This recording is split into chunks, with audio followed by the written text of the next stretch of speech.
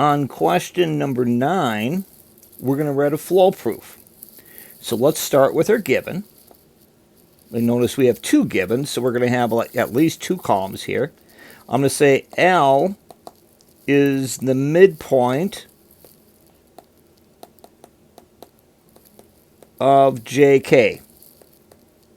Okay, L is the midpoint of JK. So what that does is that tells me that, notice what I did in the diagram, I know JL is congruent to LK, because that's the definition of midpoint.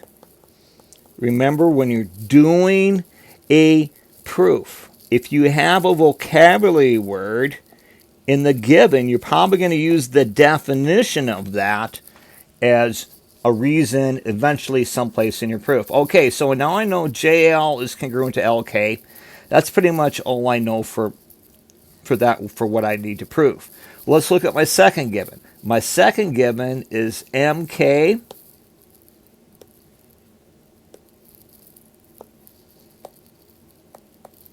is congruent to JL. And that's also given. Now notice in this problem, I've got JL and I've got JL for my other part. So in other words, if I put these two together, I know JL is congruent to LK, and I know MK is congruent to JL, so I can say LK is congruent to MK. That's kind of like your lost syllogism, but we're doing with congruence, so that's your transitive property of congruence.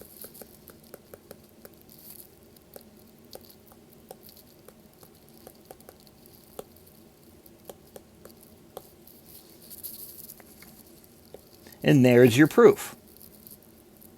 Oh, I noticed I just forgot my arrow there. There we go. Now there's your proof. Okay, now let's write our paragraph proof. Now in a paragraph proof, we're just going to write it out in a sentence. So notice what happens here. I am given C is the midpoint of AB. So I'm going to start here with my givens, and I'm going to say, oh, we're given that C is the midpoint of AB, and B is the midpoint of CB.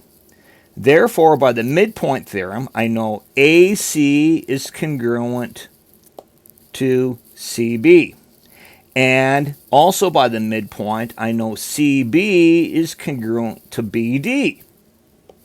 So that's where I'm at in my second statement. Therefore, that means I'm on my last statement.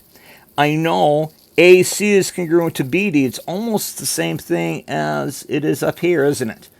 We're using the transitive property. Transitive property shows a bunch in our proofs.